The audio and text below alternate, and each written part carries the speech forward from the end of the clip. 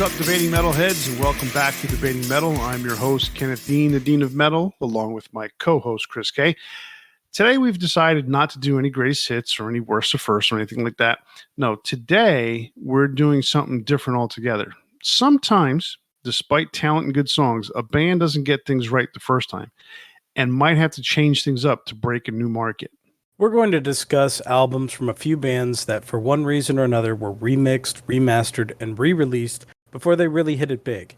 In most cases, it's the band's first album that may have been self-released, and their new record company wants a share of the new profits. Or, in some cases, the record label had different ideas that they thought might help the band sell more records in a new market. So today we picked 8 bands to take a look at and deep dive on the subject. So sit back, relax, turn it up to 11, and let the debate begin.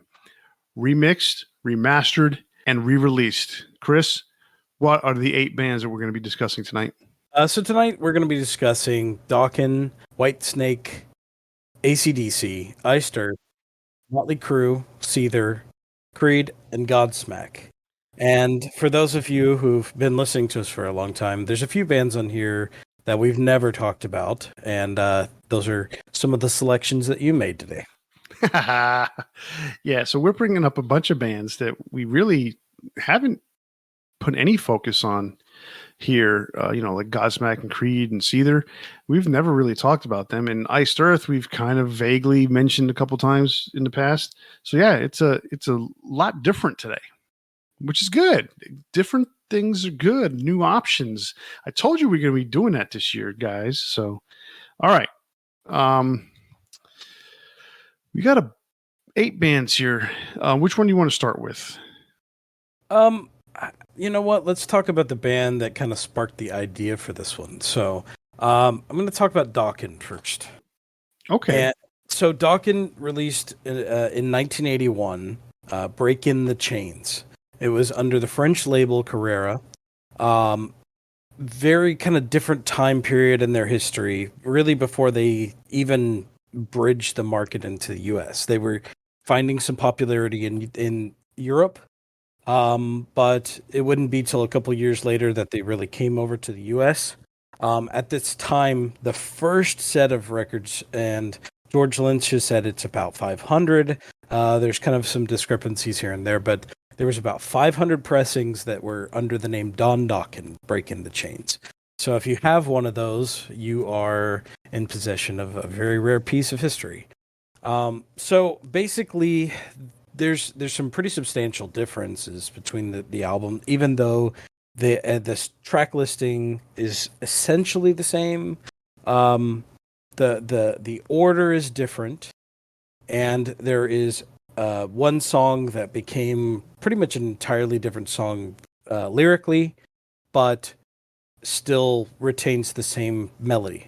So basically from beginning to end, they're both 10-track albums. They have the same songs for the most part, but there are some changes. So both of them start with Breaking the Chains on the original and then Breaking the Chains. So they brought the G back. They found the G? They found the G. They found the G spot. Yeah, lucky them. It took them 2 years, but if they found it. No wonder the chicks loved them so much. So the original track listing was Breaking the Chains, Seven Thunders, I Can't See You, In the Middle, We're Illegal, Paris, Stick to Your Guns, Young Girls, Felony, and Knight Rider.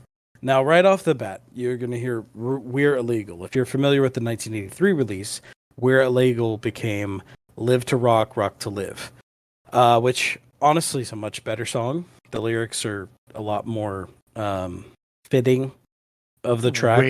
Way. It's funny because that song, the melodies, the riff, nothing changed other than the lyrics.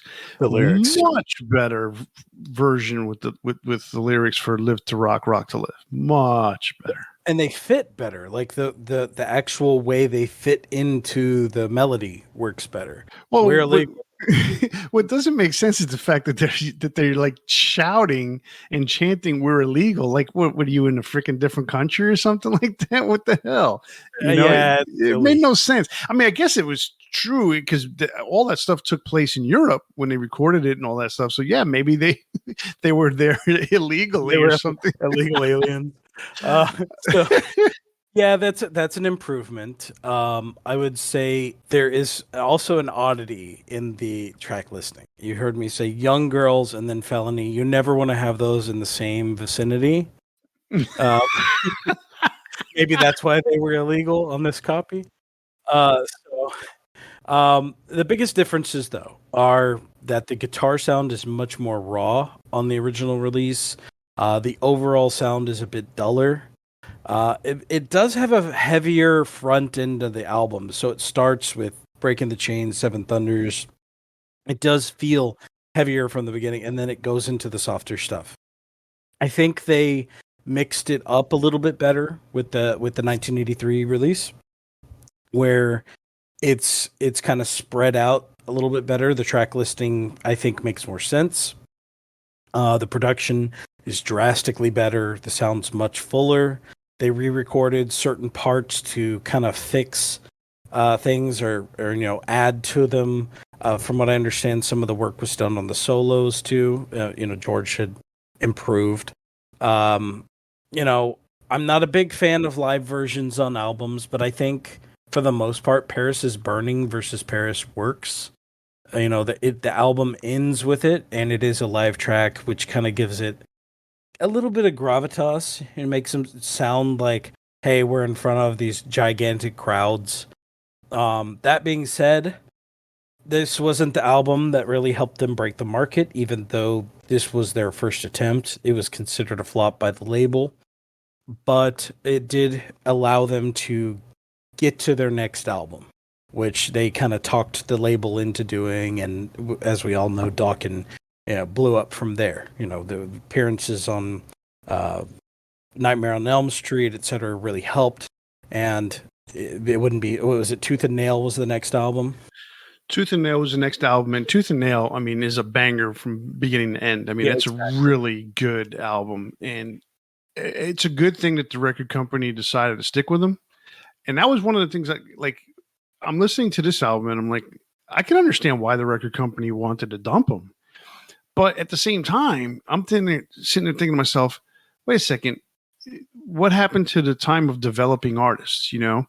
And this was a time when things like that happened. This wasn't an age of I need quick satisfaction at all. So the fact that Elektra wanted to dump him after one record because the album was a flop.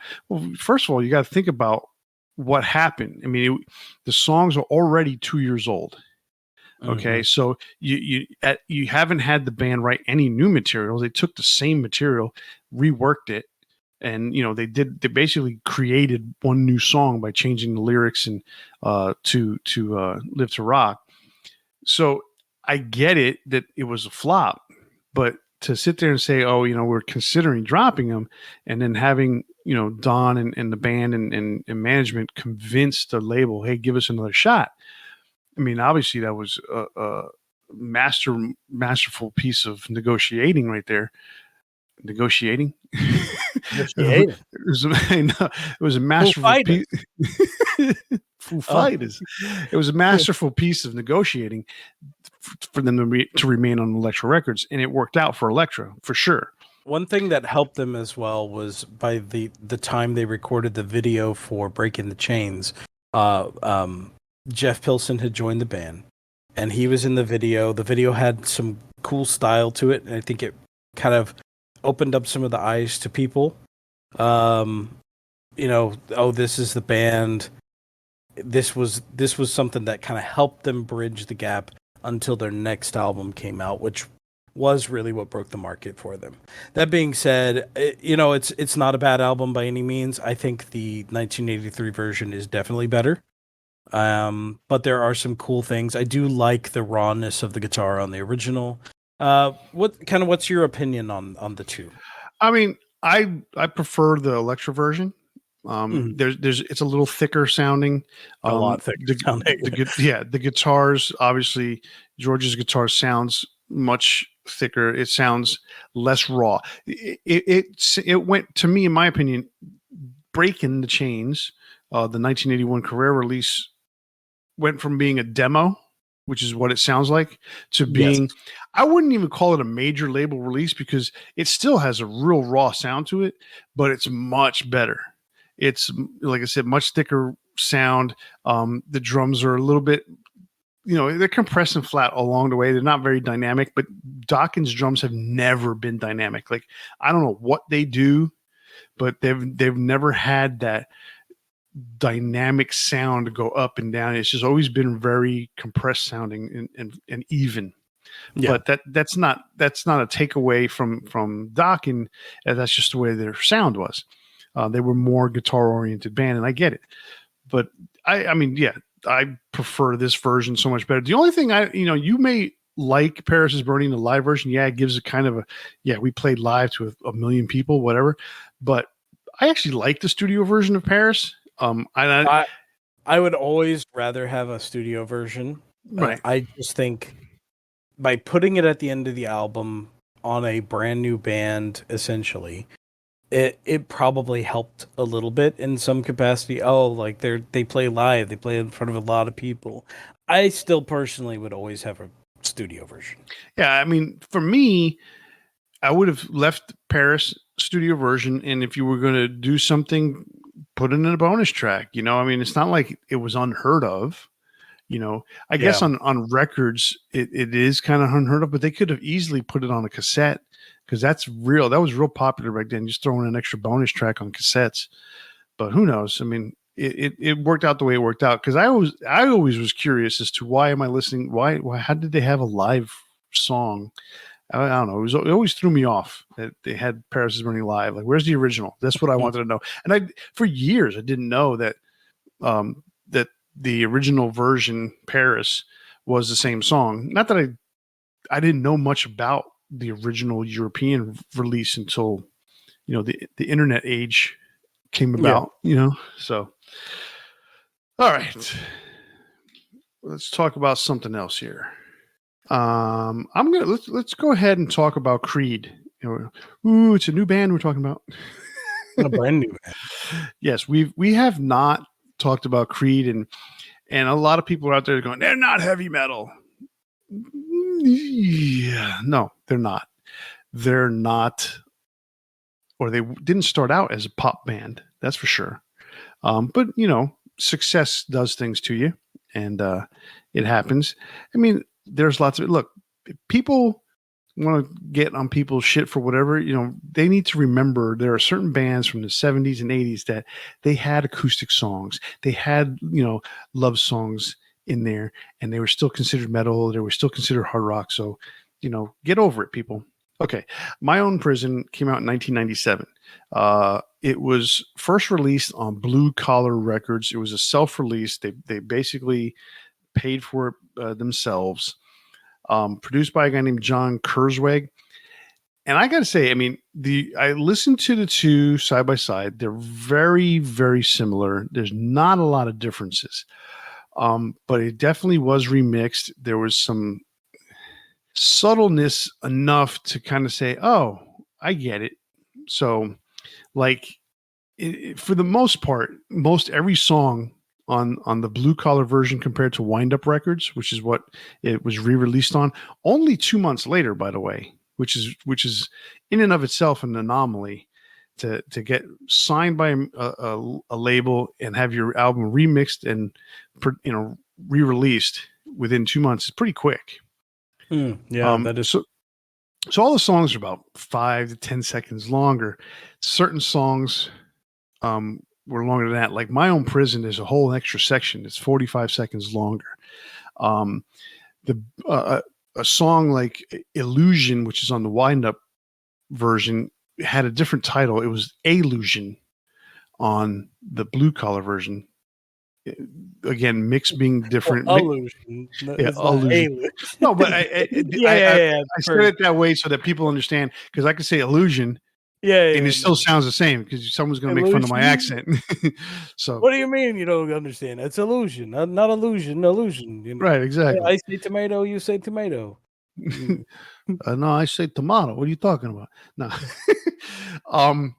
So I guess the biggest difference of all the songs that are on there is the song "What's His Life For." There's about it's about 25 seconds longer. It has an intro at the beginning of the song, and that's what an intro is. that has that has a like It's the intro to the intro. right. Mark Tremonti is like dueling on the guitar, and it is something that he actually does in concert when they play this song, but they left it off on the wind up version. They just chopped it off, and we'll talk about something similar that happened on another song in another band later on in the show. So that was interesting. You know, the song one is 18 seconds longer. It kind of just continues to play as opposed to fading out. They just faded it on the wind up version. Not a lot of huge differences. For me, the biggest difference in the mix is the drums seem to be a little bit more punchier on the wind up version, which I like. They're a little more muted on the blue collar version. Um, and the drums also seem to be a little bit more up in the mix. Not like Lars Ulrich up in the mix, Oh but yeah. definitely a little farther, a little snappier. I don't know, there's something more prominent about the drums. And of course, if anyone takes a look at the difference between the two album covers, the logo is different. The placement of the name of the album title is different. When they released it again on Wind Up, the official logo uh, would be what they used for the rest of their career, which ended up on that record. So it's not huge. What did you think of it when you listened to it? So I had a hard time kind of finding the differences, but like what you said, the biggest thing that stood out to me was the drums kind of being a little bit more snappy, like you said. Um, I had never really listened to this album before. My sister was a big Creed fan. I've never really been much of one. I like some of the guitar work. Obviously I'm a big fan of Alter Bridge, so there's that connection that's there. But so Creed was never really my jam.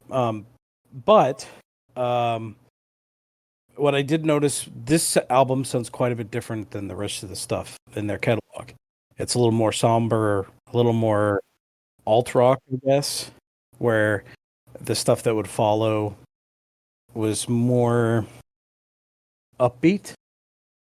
Is that a fair assessment?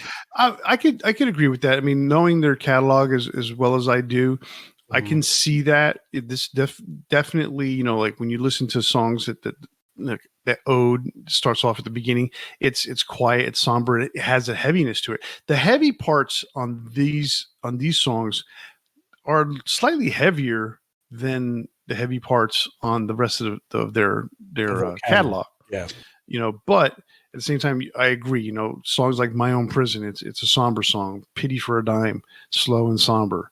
In America, slow and somber. I mean, it's but there's also hope. I guess is part of it. Like Yeah, when it's not dark and right when dreary, you're but coming it's to the still end, all of a sudden you sense this feeling of hope and a look towards the future, which is interesting because then they come with their next album and it's just a completely different vibe. So So one thing I thought was pretty incredible, like we don't talk much about the album covers and stuff. You said the logo was different, the mhm. artwork's a bit different. They basically replicated everything they did on the original. Um, the cover itself is slightly different.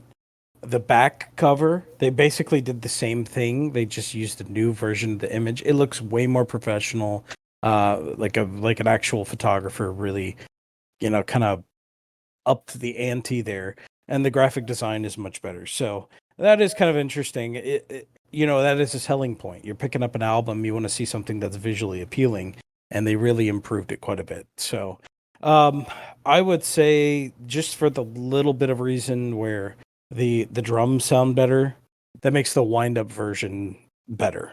it sounds a little bit better. I agree. I agree. I mean, the only thing I would say that I like in this, it's literally like 4 seconds, maybe not even the intro to Unforgiven, where the hi hat does the countdown. Um, so I love when I hear that. Like when you hear a song start off and go, tss, tss, tss, sort of like the Back in Black thing, Mm-hmm. right? They cut that out on the wind up version, and I thought that's something they probably could have kept, But hey, Things like that, I agree. They give it a little bit more spice, more flavor. they give it a little bit more of like you're almost there with the band kind of feeling. It's kind of weird. Yeah. But so, all right, what's the next one we're gonna do? So let's talk about AC/DC. So I think most of you out there probably pretty familiar with the band. If you're not, I'm Akadaka. I'm surprised. Yes, Akadaka, if you're Australian. AC/DC released their first album, High Voltage, in Australia in 1975, followed by at the end of the year they released their second album, TNT. Now, when 1976 rolled around and they released their international version of High Voltage, they mostly took the tracks from TNT and then two tracks from High Voltage and compiled those into the international version of High Voltage. So the track listing of, let's talk about the international one first. That would be what everybody knows. It's a long way to the top if you want to rock and roll. Rock and roll singer, the Jack, Live Wire, TNT, Can I Sit Next to You Girl, A Little Lover, She's Got Balls, and High Voltage. So, like I said, most of that was taken from TNT, where It's a Long Way to the Top, Rock and Roll Singer, The Jack, Live Wire, TNT, Can I Sit Next to You Girl, and High Voltage were all taken from that album.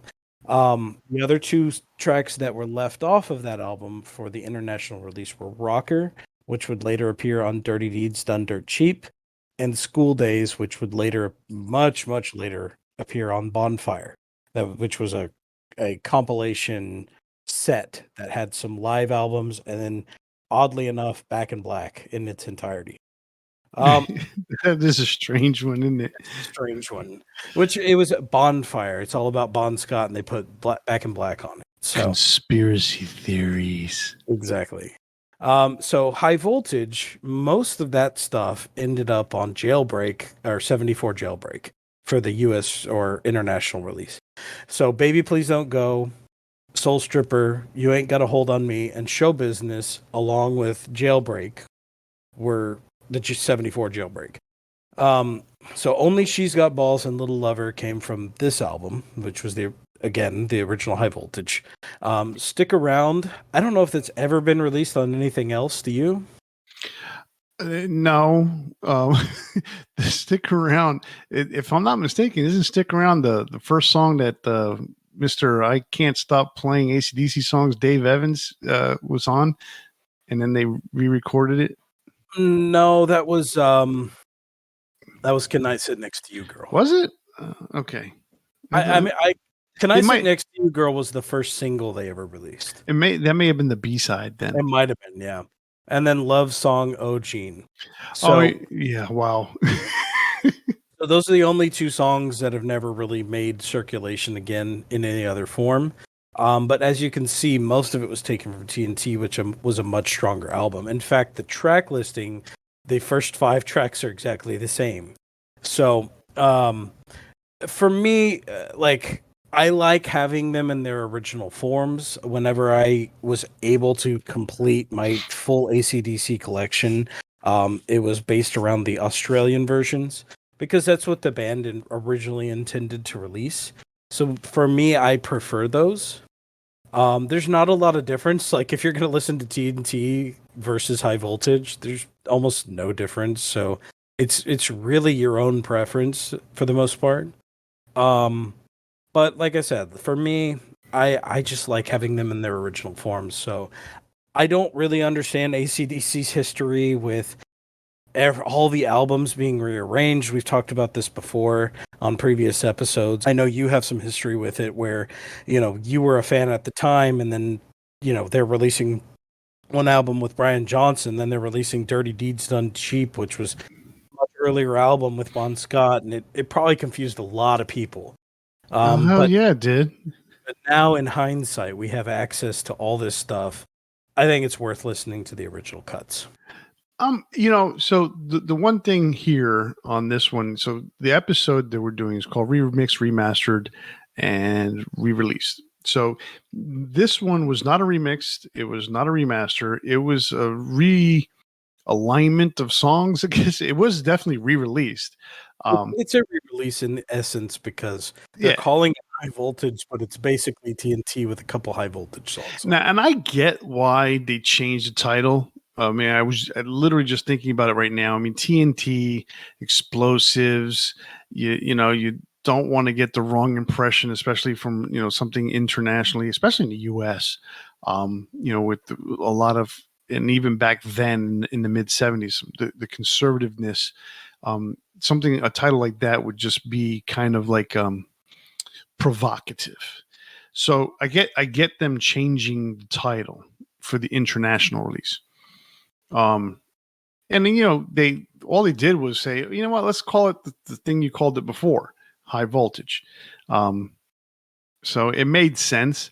They even changed the album cover significantly. Oh yeah, and the funny thing is between high voltage had the European cover is even different than what ended up becoming the famous international version that we all know here in the States. And that's a really interesting look, especially with a lot of pink and different colors. It's very strange. And a dog peeing on a generator. Oh no, was that the that was the high voltage, the original cover. The original high voltage cover, yes, the dog peeing on the cover that looks like an electric box, Yeah. That one's cool. But then so I like that cover, and then that was the one that had all the songs that ended up being on 74 Jailbreak, right? So it's so weird how they went about this. I mean, it only had 8 songs, so it's almost like a cross between the EP and a full length album, and they just were. Oh, so you were talking about the original European cover for the. Yes, for the.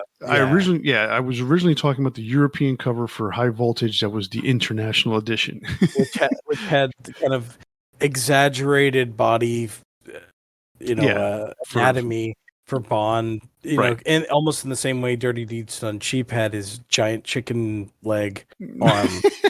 Yeah. AC/DC up until Powerage, right, is extremely inconsistent on their album cover releases. There's something different for every country. It's for some reason, like for instance, the Rolling Stones went through that same thing. The Beatles went through that same thing at the beginning of their career. I don't know what it is about record companies wanting to do stuff like that, but that's the way it was. You had different label heads. You had one in Australia, you had one in England, and you had one in the United States. And it's just like they all had different ideas, and they were like, you know what, we're gonna, you're gonna release yours over there in your country. It's never gonna go over here, but that's not true because there's imports, and we're gonna release this here in the UK like this, and then the one in the United States is completely different, and I've never been a big fan of that. And this was very confusing, at first, because High Voltage is the stuff that's on 74 Jailbreak, the original Australian release. TNT is mostly stuff that's on High Voltage, the international release. It's just like, what the hell, dude? Just do one thing. So, and then that's the other thing too. If you buy all this stuff in Australia, this shit's all the Australian releases, so it's all kind of wacky. Yeah, I would love to go to Australia just so I could find that shit. Because I would love to have the Australian release of Highway to Hell. Now, that one's you mean cool. The one with the fire background? Yeah. Yes, that's very cool. Now I personally have TNT on vinyl. I did it because, if I'm not mistaken, I was seeing somebody and she had that. Now, this was many years ago. She had this, and I said, can I borrow it? I borrowed it. I think there was, I don't know if I have Dirty D. Oh, yeah, it was Dirty D's and High Voltage I borrowed. And we stopped seeing each other, and somehow I kept the records. I didn't mean to, but I have them still. And now she's listening. Like, yeah, she's listening. I want them back. So, But yeah, AC/DC's career with that first album is kind of weird. Dirty Deeds changed. Dirty Deeds is even stranger because they changed some of the songs like they did with TNT and High Voltage, but then they changed covers. And what was the other thing? They changed I was the released different. far later. Well, yeah, but like the version of Dirty Deeds that's on the American or the international release is different. And then when they released it on CD, it was cut shorter. Then they reissued it and they made it longer. And there's like 4 different versions of Dirty Deeds, the official release out there, and it's just weird. Yeah, I mean, some of the tracks are shorter length. Some of the like there's a fade out, I want to say, on one track. There's or multiple tracks. Like there's just lots of oddities in the mixing and changes for Dirty Right. Deeds. So yeah, that one's worth mentioning as well. I think those first 3 are Yeah, worth they mentioning because Let There Be Rock also had some issues in the international. Problem Child shows up, like on 2 different albums. Mm-hmm. Problem Child is on the original version of Dirty Deeds, and then it's on the international version, and then also on Let There Be Rock, because Let There Be Rock came out earlier in the international market. So it's on the international version of that one. So there's some oddities in their early catalog for Oh, sure. there's some serious oddities. I mean, look, certain songs that they left off, I get, like, Rock and Peace. Okay, it's not the greatest song in the world. But like leaving off Jailbreak from Dirty Deeds when they went That international, hurts. that was like, Jailbreak's what do such you? a good song. And they had a video for it and everything, so it's like, why would you do that? I mean, you pushed it in, in Australia. It's a really good song. Why did you leave it off? I mean, I don't understand what the record companies were thinking leaving that song off. Changing the covers was another issue. They had 2 different covers. I mean, each of the first 3 albums had different covers internationally and in Australia. I don't get that. That didn't make sense whatsoever. Yeah, I don't really know. So for them, AC/DC. That's the biggest thing that they did in terms of the record companies being involved to try and make something better. Was it better? I mean, in hindsight, we can sit there and say, "Oh yeah, it was genius by the record companies," but it wasn't. I don't think so. In hindsight, I think it was a bad move. I don't think it helped anything. I really don't. I think you could have easily just released the original version of TNT and just said, this is TNT, put it out there, or maybe even change the album to a different name. Like you said, if TNT didn't work in the international market, that's fine. Just change the name. But those songs are pretty strong. I mean, Rocker obviously was released later on the international version of Dirty Deeds. So, School Days being the weakest. But again, like now in hindsight, I think if you can get your hands on all the Australian versions, just go with that. Yeah, that would be fun. All right, so that brings us to Godsmack, another band that we haven't talked a lot about. I think we've mentioned them a couple times, but we haven't talked too much about Godsmack. And they, in 1997, released or self-released an album that was called All Wound Up.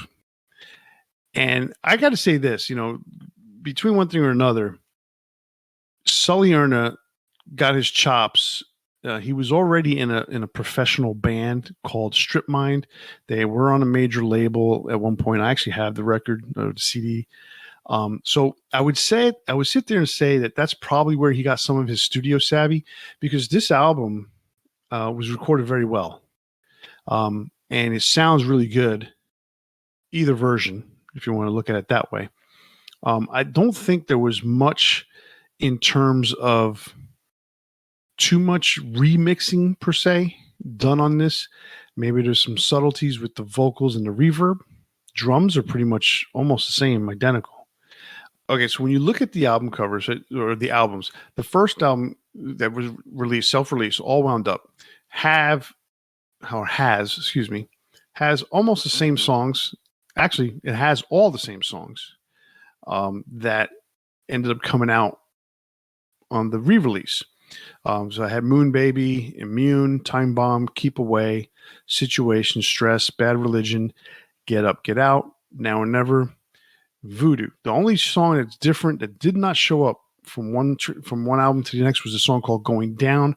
Oddly enough, it was released internationally in Japan as a bonus track, this version, but it was not featured on the American release, and then ended up being re-recorded an album later.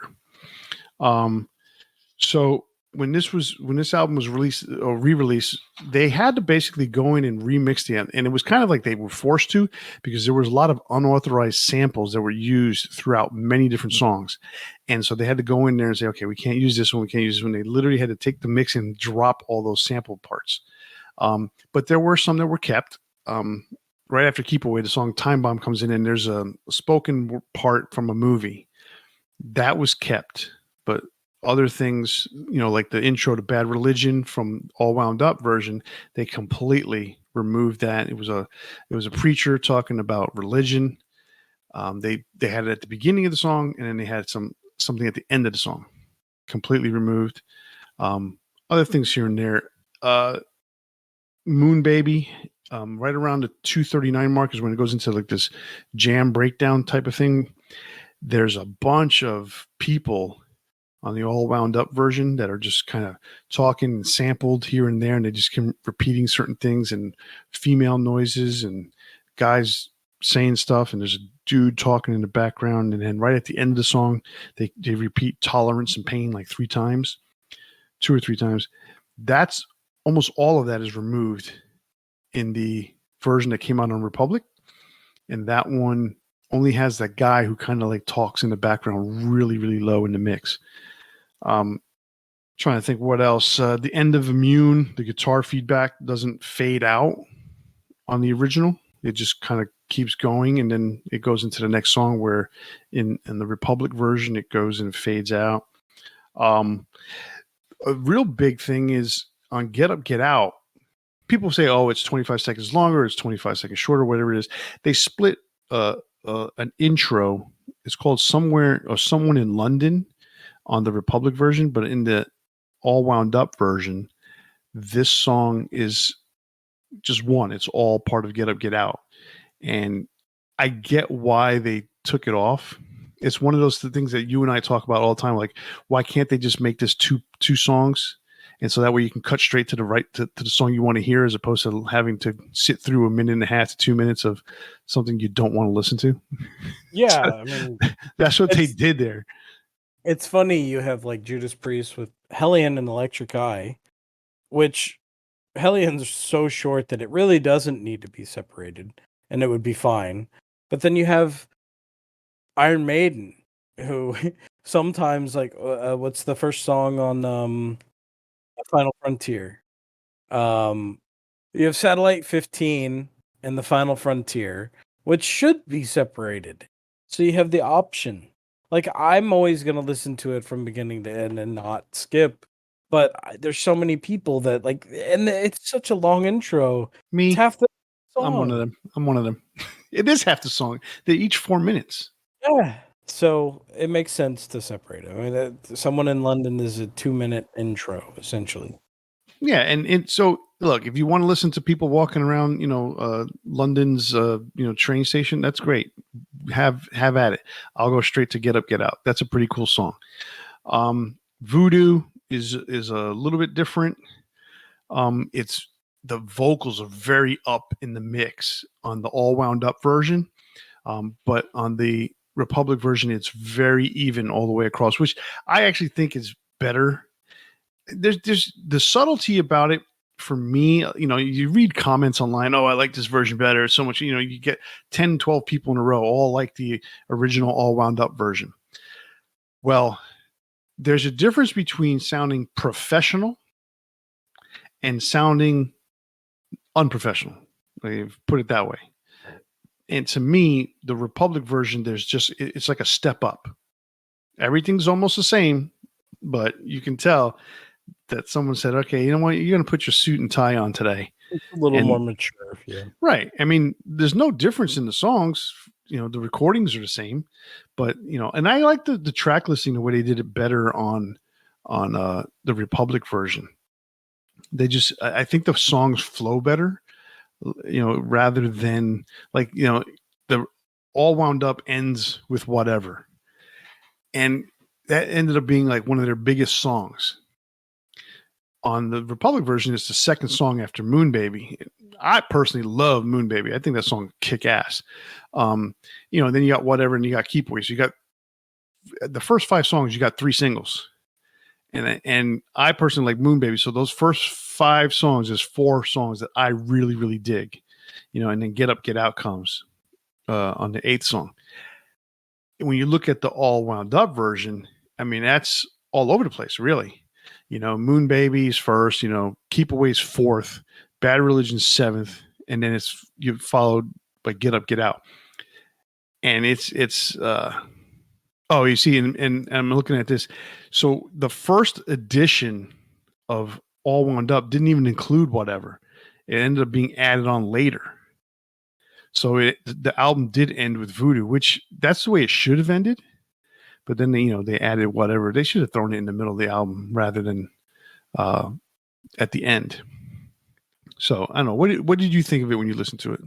I mean, at first I had a little bit of trouble recognizing what the differences was, but you had mentioned that there were some effects, different samples, that kind of stuff. So I kind of skimmed through and found some of the differences. I agree. Like, it sounds a bit more mature. I obviously benefited them to have the record label kind of say, let's tone this down a little bit and square it up. And so, like, it's funny to me to listen to some of these bands, because like Godsmack and Creed and these guys were huge when I was in high school, and you have personal bias sometimes based on like your interactions with people. Obviously, like for me, Creed was unbearable for me because I had to listen to them pretty much every day, riding in my sister's car, my older sister's car, who got to choose the music. and so you have those biases, but separated by 20 years at this point. I don't quite feel the same way. I may not like stuff personally, like it's not my cup of tea, but I also I think let's just go back to Creed for just a second, which is interesting. I think if you like a band and you sonically hear them and you enjoy it, listen to them. The Creed hate is stupid.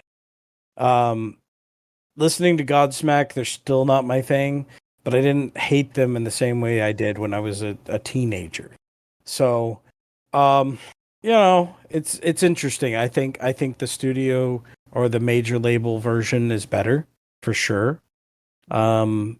Sometimes studios do get it right, it seems, but obviously it's on the merits of the talent of the band. Oh, I agree completely. I mean, Republic did a good job of getting this to a level that they said we can sell records with this, and the album cover. Oh my God, it's so much better. That fucking so album.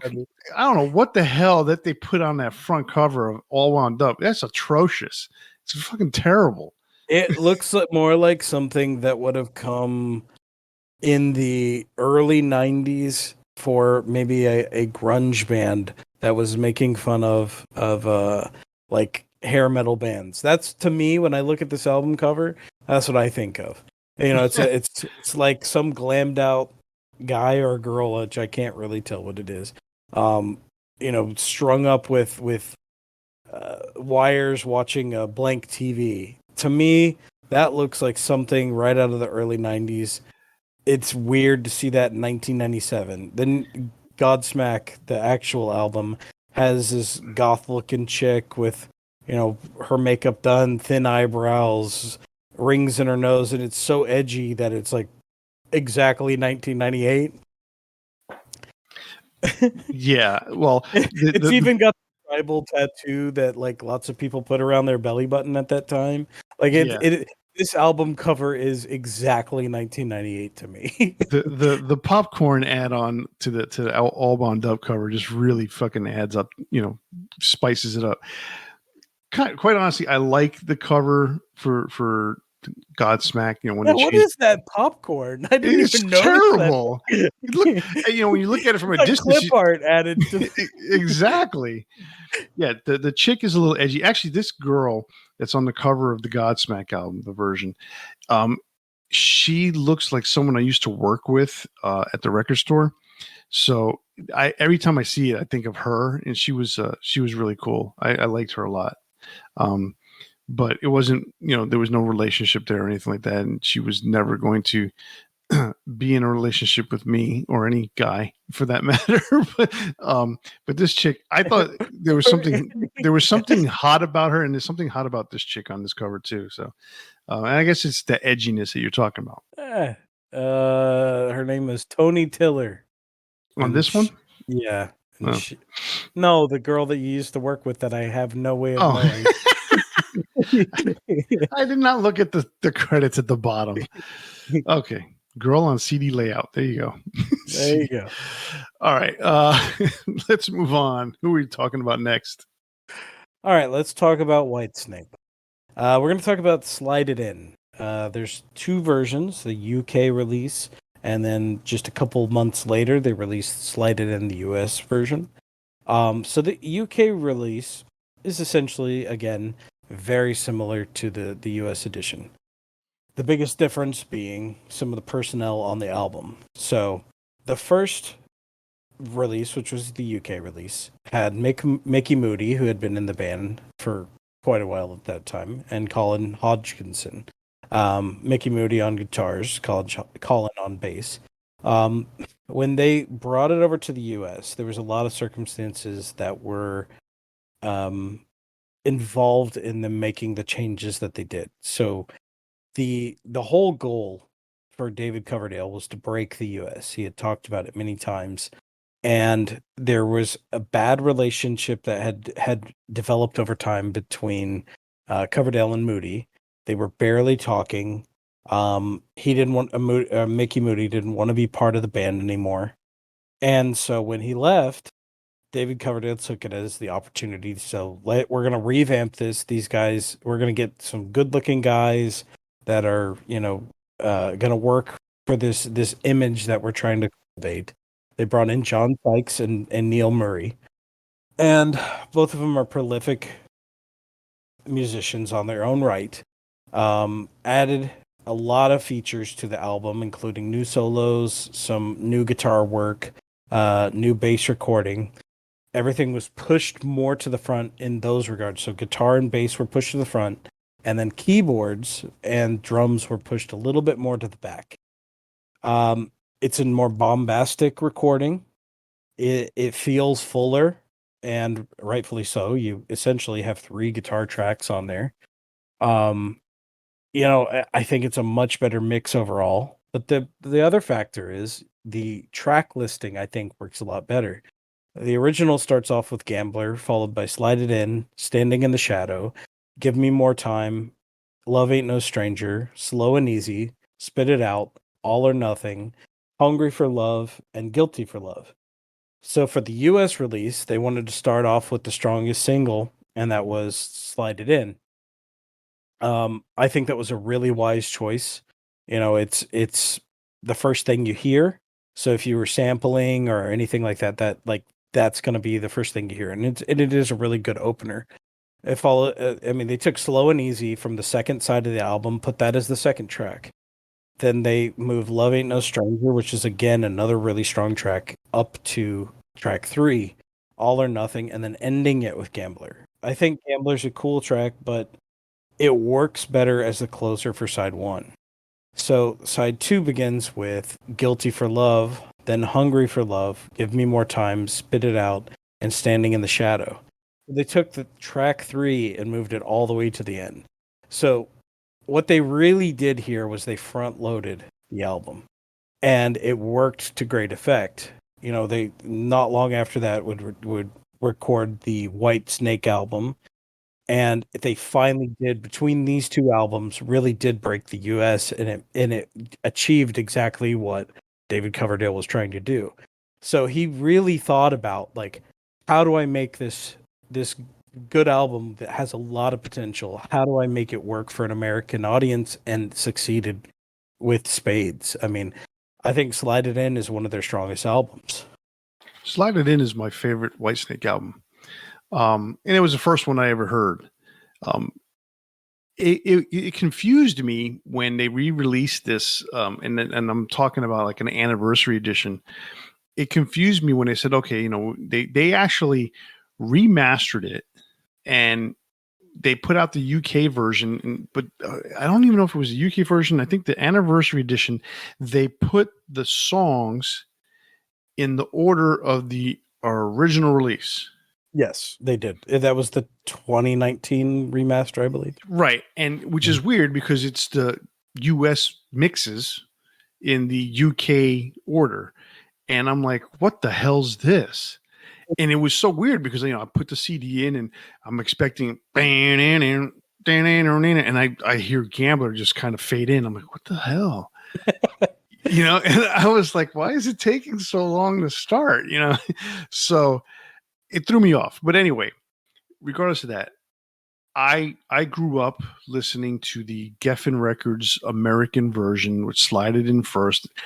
The drums on it sound so much better because they and I keep using the word punchier, but in this particular case, they deaden the bass drum, which when you're listening to like metal in general, a lot of the bass drum is always just like dead, but it kind of like slaps.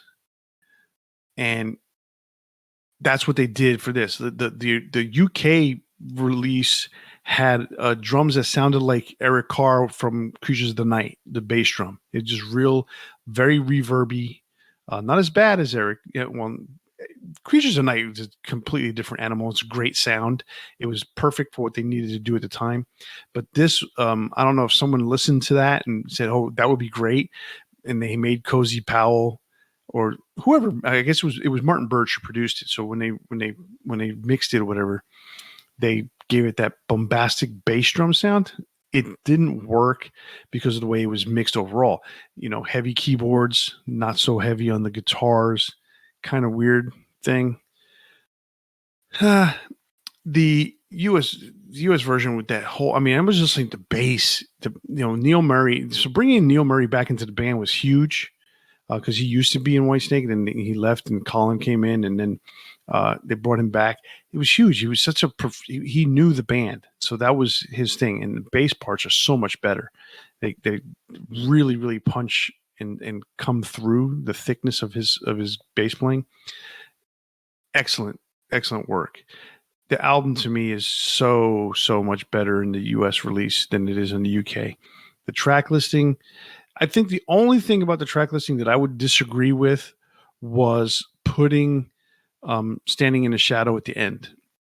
Although it's a good way to end an album, I thought that was a song that was worthy of a single. Really, there's something. I was listening to it today, and it's a really good song. Spit It Out was probably the weakest of and that Spit It Out and Hungry for Love probably the weaker, the weakest songs on the album. They could have been more towards the back end, which it was on side 2, but and Spit It Out was the 9th song. I think they could have ended with Hungry for Love, and everything else would have been really good. So, I mean, for the most part, I agree. I think sometimes bands end their album with a really good track, and that's what they did. So I'm fine with the order that they put it in. But yeah, I mean, I know there's a lot of people that never get to the end of an album. So. The funny thing about this album is that the UK version is still the European version that's out there. And the US version is still the US version that's here in the States. Now, mind you, there's anniversary editions that have everything all together, which is kind of cool. You get to listen to them side by side if you want, and they've been remastered. And that's the thing. So we haven't kind of mentioned it, and maybe people out there kind of know, but anytime, and especially with all the records we've talked about, anytime something is remixed, it is remastered. It has to be. There's no ifs, ands, or buts about it, because what you're doing is you're taking your mix and you're dropping it down to two tracks, left and right. Those are the two tracks that go to the production facility, the manufacturers. But when you get to those two tracks, there's an EQ process that's put in place, and that's the mastering to make it sound.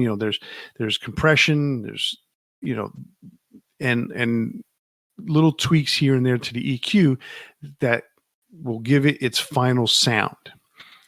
The process, when you get the first one, you have to remix it, or not, excuse me, when you take the first one and you remix it, you have to remaster it. So, and it's not the same process that they like do today, where they take the old tracks, they take the final masters that are already set, and then tweak that EQ. That remastering process is while it's the same process, it's different what they do to these quote unquote remasters that they do nowadays. So sorry for that side note there. Yeah, I mean, I agree with you. I think that the US version is quite a bit better. I think some of the stuff that you hear on the UK version is really cool though. Like some of the solo work where they did dual guitars, that's missing from the US version. So there is merits to both, or there are merits to both technically. But overall, I like the work that John Sykes did. I'm a big fan of his guitar work, and I'm just pretty much always going to prefer the US version because that's the version that I heard pretty much before I even ever knew a UK version existed. So, I mean, if you listen to Slide It In, they don't separate the guitars. So there's only two guitars on it, right? But the main riff is played literally on the left channel. Or so let me change what I just said. They do separate the guitars. The main riff is played on the left side, and that's all you hear for the most part, I guess, until the chorus or whatever. So it's very it's flat kind of sounding. Whereas when you listen to the American version, the guitar starts in the left, but then it when the whole band comes in, then you hear left and right. You hear this thickness. John Sykes's guitars on the right, complement the guitars on the left, and it brings the sound up big time. yeah. So yeah, I much more prefer the U.S. release, or U.S. and Canadian release, American. Merc. Don't get me started. All right. White Snake. We're done White Snake. So we're now going to Seether, a band I believe we have not mentioned before on this show, is the band Seether. Alt rock, alternative metal, whatever you want to call it. I really dig this band. I've seen them in concert. Really good show. Very, very moody kind of show. So we're going to talk about 3 different releases here, all centered around the same thing. When Seether first started in South Africa, they were known as Sarin Gas, which is spelled a little bit different than the actual chemical weapon. They spell it with an O as opposed to I. And so they released their first album in 2000 called Fragile. And it had 12 songs, I think it was, or 10 songs or something like that, of 12. And then they had some other additional tracks. And I'm not going to go over the songs right away just yet. The band decided that they wanted to move to the United States. And there's a variety of things that go in between there. But 2 years later, or a year later, they moved to the United States. They changed their name to Seether, get signed to a major label, or actually, I guess, signed to Wind Up, which is technically still an independent label. But they had major label distribution. And they changed the name to Seether. They take a lot of the songs that they already have and they re-record them, and they released an album called Disclaimer in 2002, I think it was. Yes, in 2002. And that album contains contains 6 songs that were on Fragile. And they're re-recorded, they released the album. They've got 12 songs on the new release.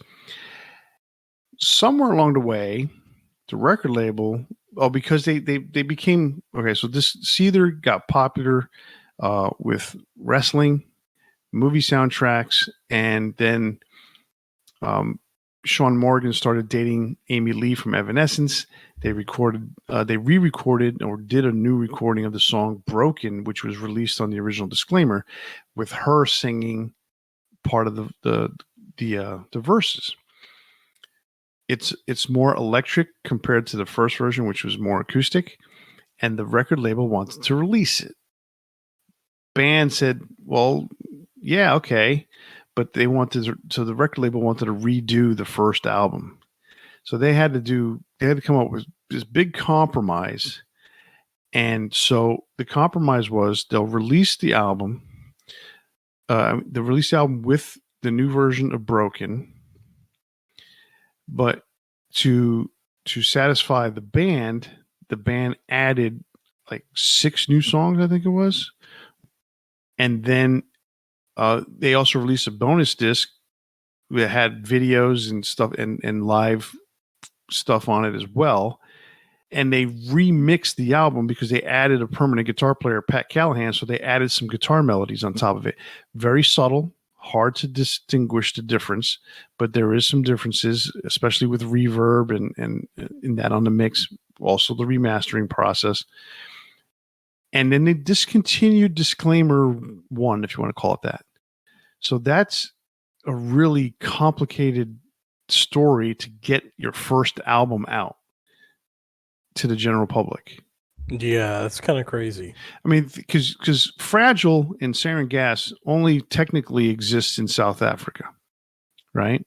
Mm-hmm. So even though everyone knows whom this Seether now, it's Sarin Gas, and that album's still available.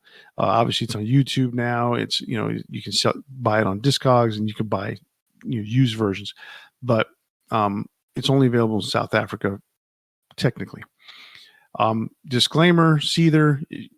Here's a funny thing. So Disclaimer 2 is they discontinued Disclaimer. They deleted the barcode, and Disclaimer 2 became the official release. However, because of the barcode, there's a process, whatever that process is, Disclaimer 2 is considered their second album, which is weird.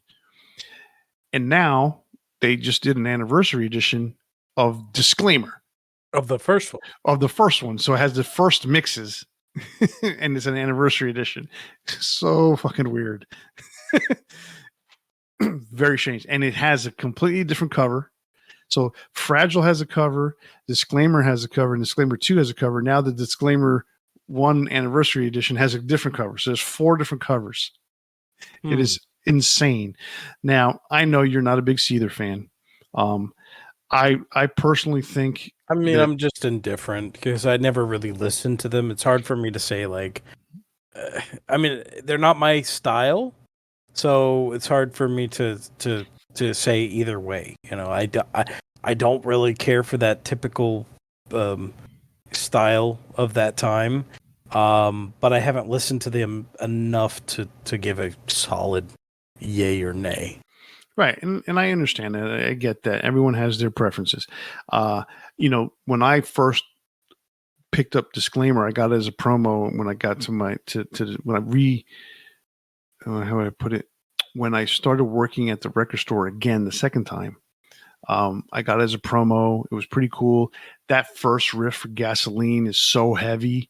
I'm like, this is super cool. Now, the version that I got ended up being an edited version, so they didn't curse.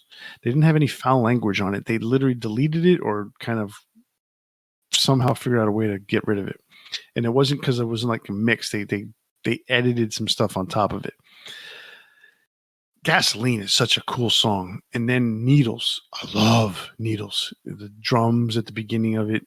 Oh, I'm glad you clarified. You're like, I love needles. The I song. was I love the worried. song Needles from Seether. I don't like drinking gasoline, although some people think alcohol's, whiskey and all that shit's pretty much gasoline. But it's funny because gasoline, there's a connotation to the whole the lyrics to the song. It's an interesting thing about him and the person that he's I wouldn't say dating or seeing or whatever, and the person's very plastic and very self-centered. But he wants to blow the house down with gasoline. It's really cool fucking song. I love the first 4 songs on this album. Broken's a pretty cool song. I like both versions because the acoustic one is a little more somber, and since it's just him, it almost feels a little more emotional. Whereas I prefer the Pantera version. But the Amy Lee version is pretty cool because it is a duet with the two of them. So a little more electric guitar on there. So that's pretty neat. Give it, you should. I know you're not a big Seether fan, but you should give that Gasoline song a pretty good listen. Okay. And I was reading comments. So here's the funny thing: I was reading comments on the Sarin Gas version of Gasoline. I listened to it on YouTube the other day, and so different.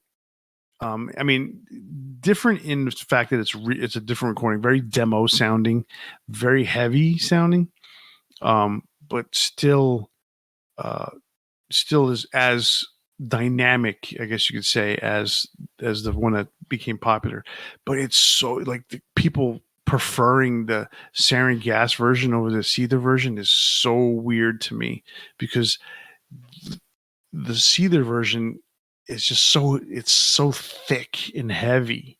And then people like listen to this YouTube shit and I'm like, that doesn't sound the same. I mean, keep in mind they probably, if they preferring that one, right, that may be the first version they heard. Like they may be from South Africa and they may be like, this is my version, they may be like, see, they're sold out. I mean, Sarin Gas sold out after they changed the name, like it depends. So all right, we got you got one band left to talk about. What do you got? All right, so as you mentioned before, we haven't really mentioned Icers the whole lot. There's certain drama behind the band that we're not going to discuss, but this was a band that I followed for a long time, and I liked various incarnations. And I say various incarnations because they've had about 587. It was hard to be a consistent Ice Dirt fan because the band was not consistent. You have, 5 or 6 different lead singers. So they've released 12 albums, and I'm saying 12 albums because the last one really doesn't count. But they started off with the singer Gene Adam. Then their second album had John Greeley. Then they settled in and they had Matthew Barlow for 1, 2. I mean, it looks like 6 studio albums and a live recording. Yeah, 6 albums, right? And then, like you said, a live recording. But then they had Tim Ripper Owens for 2 albums, and I guess a live recording. And a live recording. And then an EP. And then Matthew Barlow came back for 1 album. And then they had Stu Block until the band dissolved. So, you have so many different singers, so many different musicians in the band. And there's been several that we've talked about that are like that. I mean, we just recently talked about Black Sabbath in depth and how many different singers they had in eras of the band. So sometimes it's hard to follow along, and I can totally understand that. That being said, there's some really good stuff in their catalog that is worth checking out. Now, I had kind of become a lapsed fan around the time that I want to say like Horror Show came out. So I really liked Something Wicked This Way Comes, and then they just kind of dropped off the map for me. Matthew Barlow is never one of my favorite singers, so I'm just going to put that right out there. But I know he has a pretty rabid fan base in the Iced Earth community, and I do like it. But he's not. Again, he's just not one of my favorites. He's very operatic sounding, um, and almost kind of like silly to some degree. That being said, that we're going to talk about the Something That Wicked This Way Comes, the Something Wicked trilogy, which is Prophecy, Birth of the Wicked, and The Coming Curse. Those would later be re-recorded by Tim Ripper Owens for the Overture of the Wicked, which was an EP that preceded the first part of the Something Wicked um, duology, I guess. So basically, John Schaefer had this concept that he came up with way back when he did Something Wicked This Way Comes, telling a story um, that he wanted to expand upon over 2 albums and tell a more fleshed out story through his lyrics. And so he took the idea that was the prophecy, Birth of the Wicked, and the Coming Curse, and blew that up and thought, what a good way to kind of start off the new era of Iced Earth with Tim Ripper Owens on vocals, releasing the new big single, which was 10,000 Strong, along with that trilogy re-recorded. So you have the original version, which is very good, and then this new version that came out, which I think the instrumentation is much heavier. I really liked Tim Ripper Owens' vocals on this, and I thought he fit the band really well. Now, obviously, that's going to be divided when you have a fan base that really likes one singer. However, Matthew Barlow wasn't in music at the time. They're I think they're related through marriage. So I want to say Matthew Barlow is related to John Schaefer through marriage to his sister, if I remember correctly. It's one or the other. So um, he had decided to become a police officer and really left music for a little while. So they bring in Ripper Owens, who has his history with Judas Priest. He's a name. It's kind of this chance for Iced Earth to reach that next level, which they had never done before.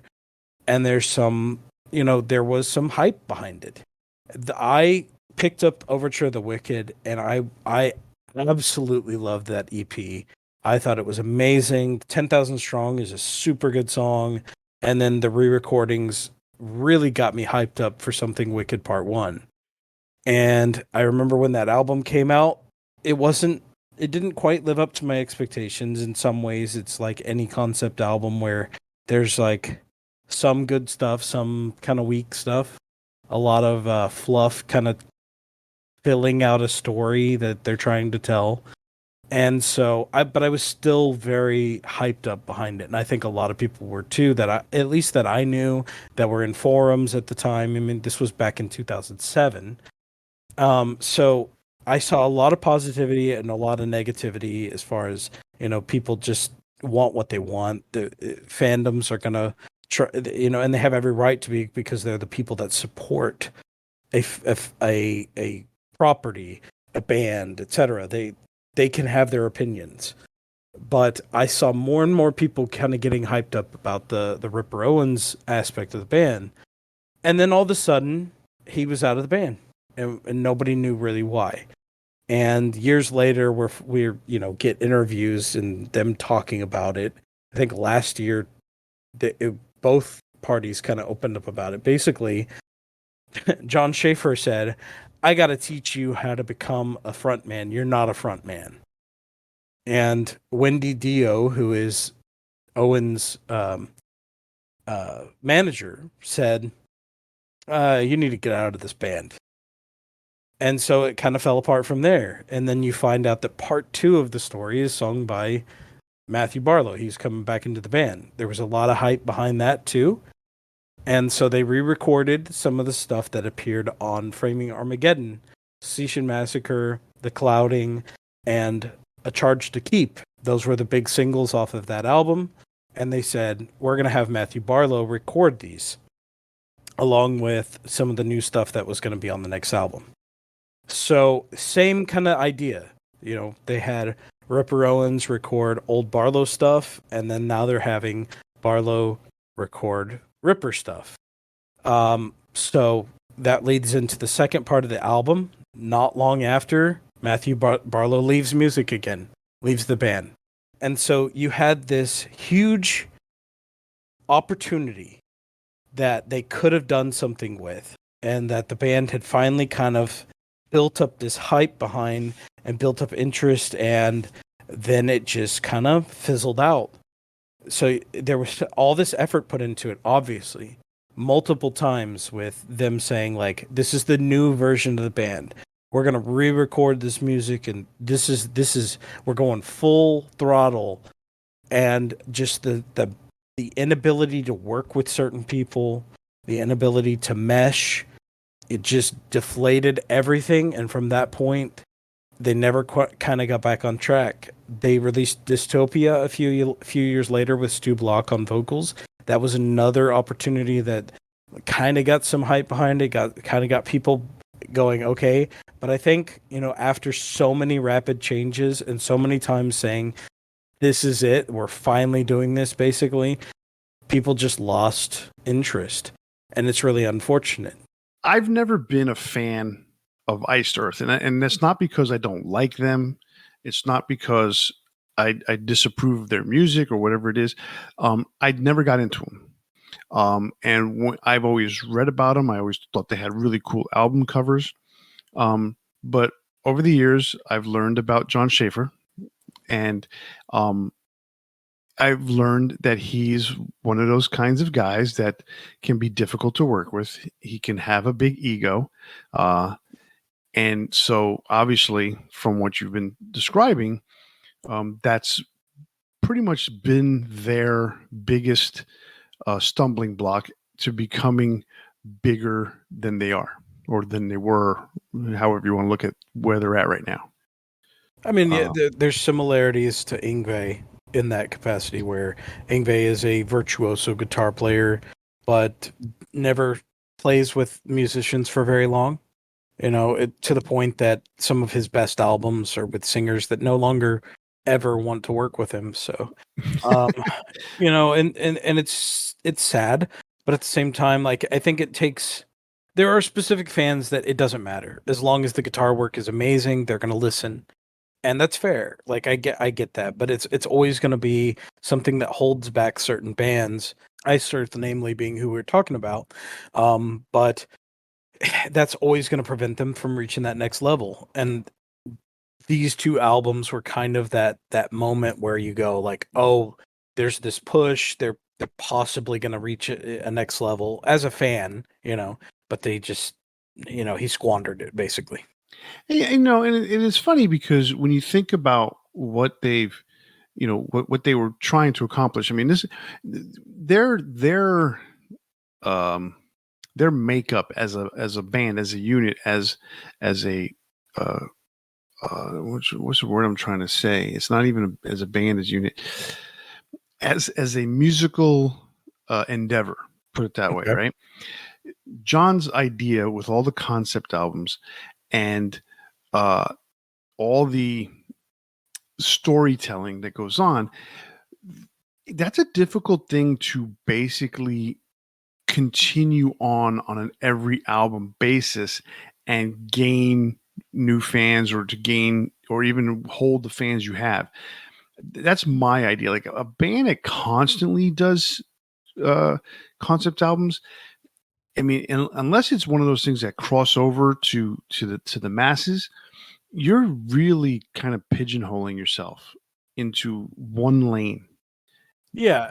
I mean, we've talked about that with like Slayer before, where, I mean, obviously they don't do concept albums all the time, but they are fine in their lane. They don't want to hit the mainstream. They just want to do what they want to do, and I can respect that. And there's some bands that are always going to be that way, and sometimes they do find, massive amounts of fame. Like, outside of the genre of metal, you have some musicians that are like that. Like, one that comes to mind is Bjork. Remember Bjork? Yeah. Big, like, she's only going to have like so much appeal. You know, Right. the average Joe listening to the radio that likes the classic pop music is going to listen to that and go, "What is this?" But then there is a market for that specific thing. And Iced Earth, I think, just constantly kind of like stepped on their own toes and never even really allowed themselves to like even find that firm footing that someone like her would have found, you know? So it sucks because there is a lot of really good music there. And I know some people are going to go, well, I don't want to listen to him because, I don't agree with the man's politics. But like, Yeah, but the politics didn't come into play until a couple of years ago. So even then, like, I just think sometimes you have to separate the art from the artist and just appreciate what it is because it's not just one person either. There's lots of musicians that were involved in stuff. So, so my biggest takeaway from you gave me a list of things to listen to, Mhm. specifically that we were talking about for this particular episode, and I went and I listened to them, and I found it fascinating because there's really good musicianship on it, and I I enjoyed what I heard. Yeah. So, the first thing that came out was the Something Wicked This Way Comes, 1998, Matthew Barlow on vocals. Um, and, I'm listening to The Prophecy, I'm listening to Birth of the Wicked and The Coming Curse. So the first takeaway for me was as soon as as I heard Matthew Barlow singing, you have that, as you mentioned earlier, you have that operatic style that he has. There's nothing wrong with that. I mean, Jeff Tate has that, Bruce Dickinson has that, but there's a difference between doing it in a band like a Jeff Tate and a Bruce Dickinson, and then doing it because you're on stage and your voice doesn't have a microphone on it, right? Mm. So when you don't have a microphone on it, you have to do certain things. You have to express and intonate larger than life to get that room acoustically filled. And Matthew Barlow, I'm referring to, does that bellow in his not stomach, but in his diaphragm, his chest area, and it sounds like he's trying to be in an opera. Whereas Jeff Tate would do it or Bruce Dickinson would do it. Yes, they would accentuate certain things, but they wouldn't sound a certain way. And they also, I mean, Bruce has a higher pitch. Jeff probably along similar lines as Matthew, but it's as for as much as I knock Jeff Tate nowadays, he is an excellent singer. I mean, yeah, he's still an excellent singer. He Right. just So he just doesn't have quite the range he used to. And exactly. I think the biggest thing that hurts Jeff Tate is his ego. Like Ooh, it's hard to, what egos? No, yeah. But not that thing again. it seriously is. It's harder to take somebody seriously and be forgiving of their faults when they have such an ego. Oh, So absolutely. I think it applies to lots of different musicians, not just Jeff Tate, but Oh no, of course. So I went ahead. Now, we obviously in this the capacity of what we're listening to here, we jump 9 years to Overture of the Wicked, and John decides he wants to reestablish that storyline, that trilogy. So he brings Ripper in, and they re-record. This is a complete re-recording of those songs from 9 years earlier, and he really went out of his way um, to change things up a bit. Now, Prophecy, pretty much a very similar kind of song. Um, Birth of the Wicked, there's some changes in the way that it's the heavier, yes, it's heavy, but see, it's a little cleaner too. but what I noticed about the heaviness is that it's all about the drum. The way not the drum, not the way to record it. It's all about the drum line and the drum pattern that the guy is playing. Because in the 1998 version, the Matthew Barlow version, much simpler drum patterns. There's not a lot of double bass. It's in there, but it's not constant through the whole song. And like much of today's recordings, the older one does not have, it's not overpowering, but the newer version is just constant double bass through the whole song. So it's, and there's nothing wrong with that because the song commands it. However, what I noticed is that, and I don't know if this is something that happened with John, and because I'm pretty sure he's a very confident guitar player, but he changed from having, I almost want to say on Birth of the Wicked and Prophecy, he had a very Metallica style of chugging with that real quick, type of thing that James Hetfield is very known for, or thrash music in general is very known for. And instead of doing it on the re-recordings, he allowed the drums to compensate for that. And so he was doing different things on the guitar. And I thought that was a very unique way of approaching the same rhythm pattern, but using a different instrument. I do really actually like the differences. Even though I sometimes prefer the newer version with Ripper on vocals because I like his vocals better. There is something interesting about both versions of the recordings and the rhythm patterns. So yeah, that is a really nice subtle touch. That is something different. Now, I would love to hear what Ripper's vocals would be like on the original versions, because since there is such less dynamics with the drums, and it's, the thing is, you can hear the guitar so much clearer because the drumming is not double bass or constantly just pounding, that the guitars come across a lot better, a lot fresher, a lot brighter. So, I mean, again, it all depends on your style. I mean, both of them, the new ones are recorded very well, but that constant pounding of the double bass drums kind of supersedes John's playing. Now, however, on The Coming Curse, that's a completely reimagined version from the original, because there's no piano. There's the soft and the slow and soft parts are pretty much virtually gone on Ripper's version, and nothing's wrong with that. It's a good version that he does, so I like his. So, but it's complete. I mean, it goes straight into the song. It doesn't even have that whole piano intro, that lasts for a minute and a half. So, so that's pretty. I mean, it's a different song, but Ripper pulls it off.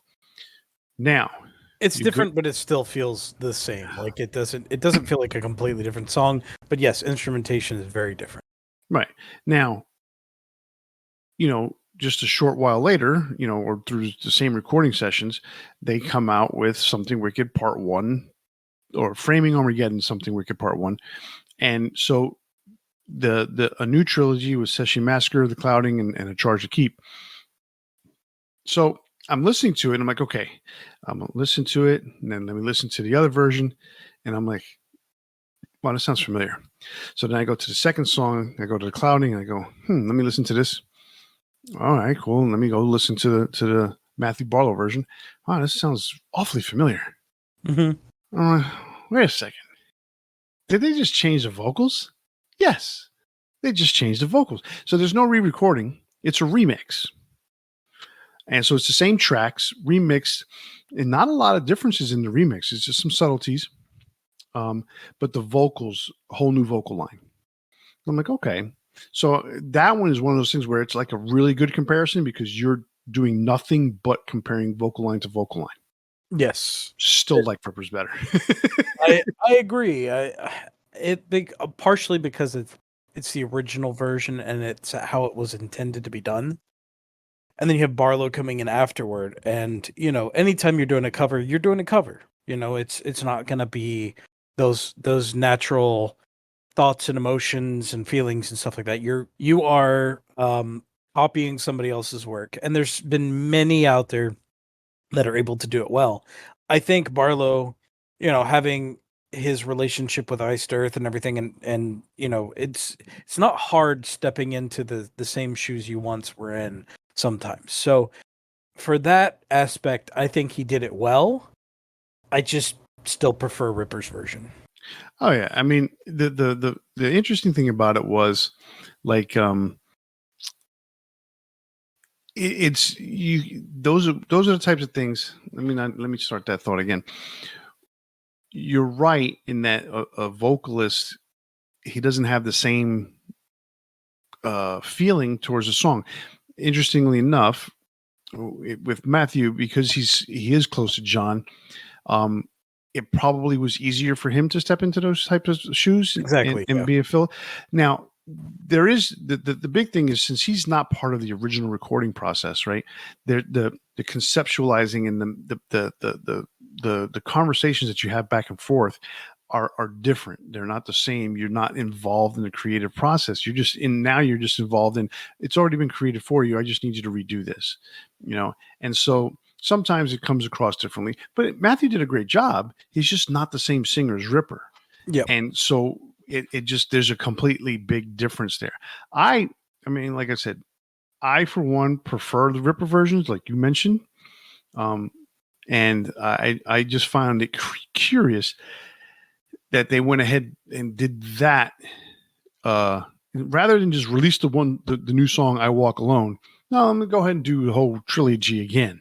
You know, Well, and it was specifically, and it may not have been an FU per se, but it was an FU to Ripper in that it was like, you know, we put all this effort. We said this is the, you know, the new uh Iced Earth, and then things didn't work out. You left, so we're gonna re-record it, and this is better. This is the next best version of Iced Earth, but they didn't put the effort behind it either, and so it's just there.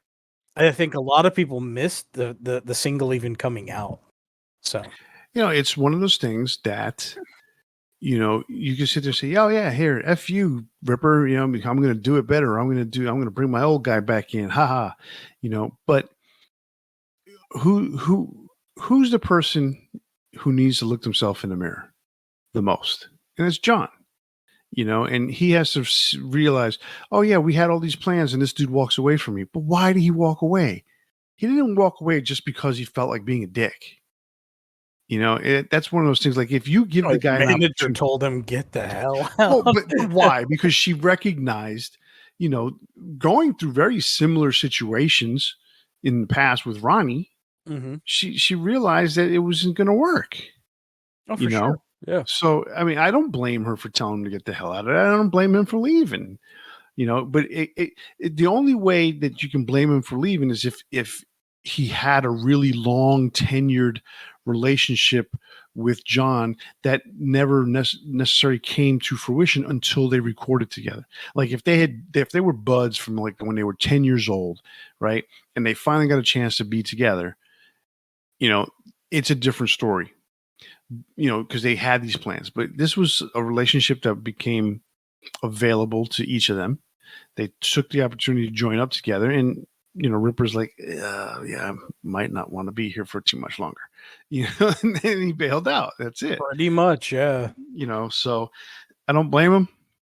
This, and you know what? Sometimes it's even more than just the music. Sometimes you get to know someone personally, and something happens while you're on stage. Something happens while you're going to the pizza place, and you all of a sudden you're like, yeah, I might need to. Uh, I'll fill my commitments here, but I'm gone after this. I'm just picturing Iced Earth just walking down the street. Hey, let's go to a pizza place. You see it all the time. I know They're in, it's just funny in your mind, like to think, like, like you just see the Rolling Stones just drop into McDonald's together. No, it's not gonna happen, but I can see Iced Earth doing it because they didn't have the money. Yeah, I don't see Mick Jagger going to McDonald's. I see Mick Jagger buying a McDonald's, but Possibly, you never know.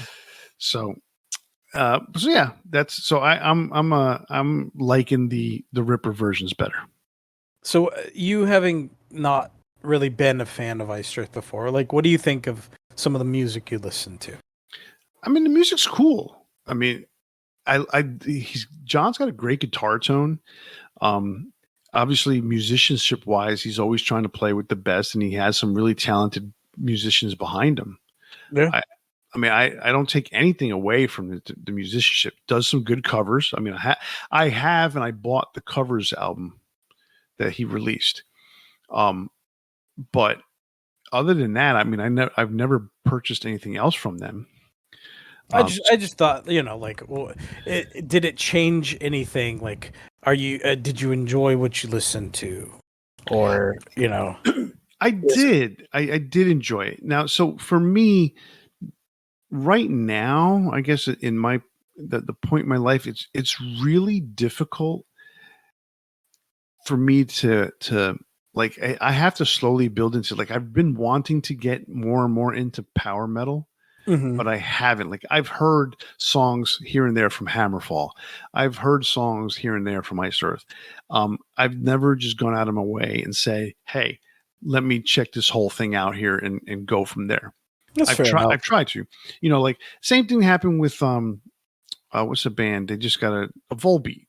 They just changed the guitar players. Rob Caggiano just left. You know, and dude, Volbeat, Metal Elvis, better than Danzig that way. It's super cool, right? But I've just never got past a certain album, and I'm like, they're cool. I just can't. I don't keep listening. That's my fault. It can be difficult to get into older bands or just new music in general. But I do find myself, especially when we've been doing this podcast, I do find myself finding new music and going through like little periods of listening to some of these bands where I'm like, this is really cool. Maybe I didn't like it when I was younger, but something about it sticks with me now. I mean, think about it. I wasn't into melodic death metal when I started the podcast. Hmm. You introduced me to that, and I had always been itching to listen to Amon Amarth specifically because they kept talking about it on That Metal Show. Yeah. Jim Florentine and Don Jameson, not so much Eddie Trunk, but I said Yeah, he doesn't like anything new. he doesn't like anything that growls, So he, so I went out of my way to finally listen to it, and it doesn't hurt either that they decided to kind of, on their newer albums, kind of go a little bit more, shall I say, they're more mainstream than they were before. And it also didn't hurt that on that Berserker album, the first song, Fafner's Gold, is basically, in my eyes, a tribute to tribute to Metallica's Battery. So that doesn't hurt, But but I've picked up a bunch of Children of Bodom albums since you and I have been hanging out and doing the show. Picked up, what else? I bought some more Volbeat. I finally bought the Volbeat albums. Um, but things like that. I've expanded that. In Flames. What's the other one? The Haunted. I can listen to that now and kind of understand it more. Appreciate it a little bit more. Yeah. Right. I So get it. that's why I say I want, you and I have been talking on off the air about getting into power metal, doing some more shows, with the Brazilians, doing some shows about just in general in power metal. But I haven't gone out of my way to listen to it. I'll have to give you a list of power metal stuff to listen to. Okay. So we're going to get to the last one we're going to talk about tonight. And that is going to be Motley Crue and Too Fast for Love. So this record, I think out of all the ones we talked about tonight, other than maybe, well, that's not true because Godsmack was pretty successful. This is probably one of the most, one of those weird, those success stories of having an album that's completely, self done and then turns into this big thing. But that's not true because Godsmack, Creed, they those were both very, very successful first albums that were self-released. But the thing about this one is, I guess, where the fact that Motley Crue is still around today is what makes this one kind of special. released on November 10th, 1981. It was released on Leather Records, so it was the band's own record label. They had released a 7-inch single called Toast to the Town that they were giving out at concerts and shows on the Sunset Strip. And then they finally decided to release to record an album. This was the album that they recorded. Everyone kind of knows the record. We all know Motley Crue. I mean, if we need to go over it again, we can. You know, Live Wire being the first song.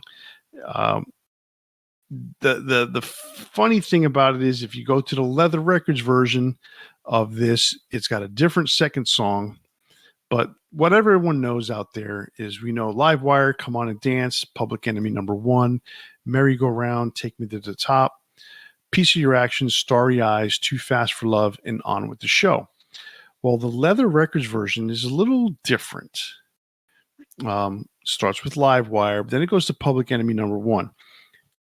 I actually kind of don't mind that. Maybe they should have kept it that way. I prefer it, actually. Right. It's not, it's, I mean, both of them are okay. Both ways of doing it. I mean, they kept Public Enemy #1 next after Come On and Dance. So it's kind of interesting because they threw Come On and Dance to the, I mean, they brought it up, the record company, Elektra. Motley Crue actually had it as the 8th song or the 3rd song on side 2. Take Me to the Top. I like where Elektra put it to end the first side. I thought that was pretty good. But they removed Stick to Your Guns. Now, there's a little bit of a controversy with that song because essentially, according to what I read, Nikki Sixx wrote that song and then sold it to Kim Fowley. So it was considered a Kim Fowley song, even though Nikki Sixx is the songwriter. But he gave up I think he gave up half the publishing. So I don't know what the deal is, but they dropped it off of the Elektra Records version. I guess that was Elektra's way of not wanting to pay any extra publishing or give away money. Who knows? So they left that off. So it went from being a 10-song album to a 9-song album. Now, remix wise, this album, in my opinion, sounds so much better on the Elektra Records version. It's the bass is out there. It sounds like a professional recording in comparison to a demo or a lo-fi recording, if you want to look at it that way. The guitars are very, very have a very unique sound to them on this record, and they kept that unique sound on the remix, but they made it sound a little thicker. Again, thicker, it always sounds better for some reason. Do you agree? Yeah, I mean it's fuller. It has less of a tinny sound to it. There's go ahead. I was gonna say the bass guitars are so prominent on it. Mm-hmm. It makes a big difference. It really does. Everything about it sounds cleaner, more professional, and it still sounds raw on the electric version. Like they didn't mess it up by any means. They didn't make it too commercial. It still sounds raw while still having a better overall quality. I mean, so when you break it down to it, the snare drum has a little bit more of an attack to it. The guitar sounds thicker. The bass is more prevalent. Even the vocals are a little bit more up front in some cases, drawn back in others.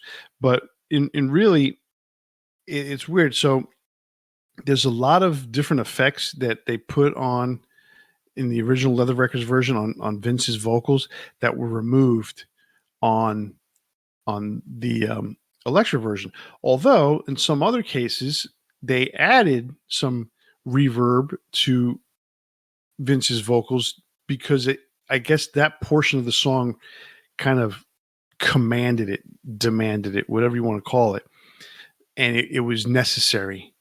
Whereas having echoes just to have echoes or to have heavy reverb just to have heavy reverb doesn't work. And Michael Wagner, who remixed the album, is one of those people who kind of knows his stuff, even though Roy Thomas Baker kind of oversaw the whole remixing of the album.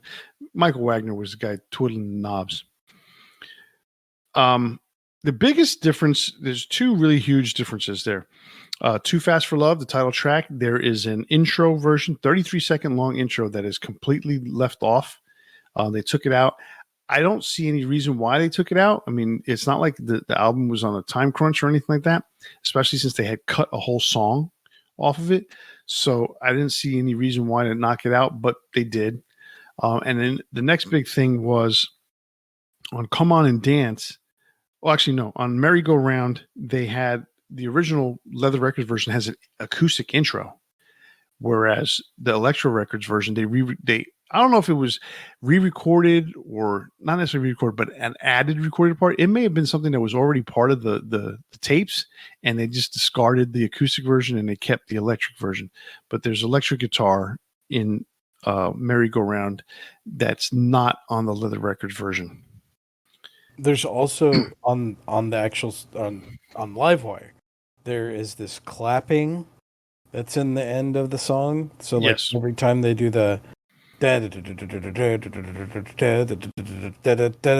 it stops. Right. And there's clapping and whistling and I'm so glad that's gone on the Elektra version. What's funny is I back in the day they released Helter Skelter as a single, as a picture disc single. Yeah. And the B-side was Livewire, and I believe it was Piece of Your Action.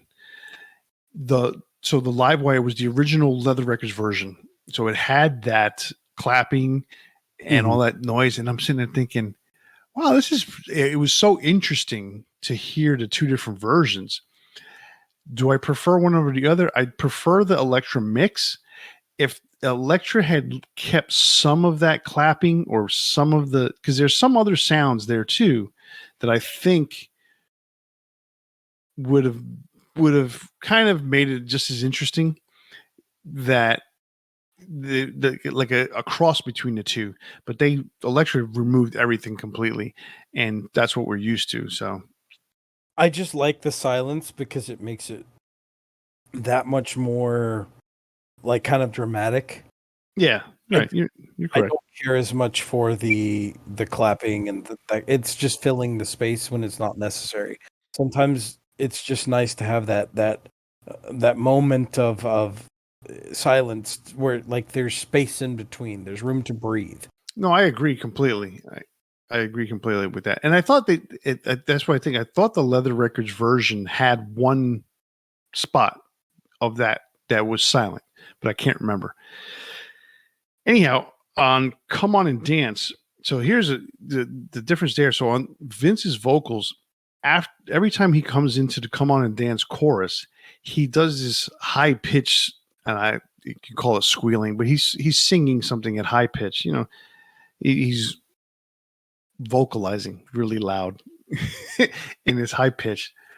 And on Elektra, they removed that until the last chorus, which I think gives it a better effect. Like you have the song kind of build, and then when you get to that last Come On and Dance chorus, then you hear him, doing his little squealing in the background.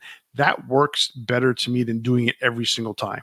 Yeah. So I thought that was a smart thing for them to do. Not that was a great song or going to be a single or whatever, but it worked better for the flow of the song. And then the song kind of ends on the Elektra version, kind of ends on Come On and Dance. Boom, it just ends. Right? Where they on the Leather version is like Come On and Dance, Come On and Dance, right? And then bang goes bang, and they start jamming in drums and guitar chords and all that stuff, and then it ends. I thought that was it's like almost like they're in concert and they end the song there. I thought that was smart for Elektra to cut it off at that point before it got there. It's just more well crafted, like the cuts and changes that they made. Again, it's another situation where it just made it that much more mature, but not so much that it didn't sound raw, it didn't sound hungry. Like it's just a better mix.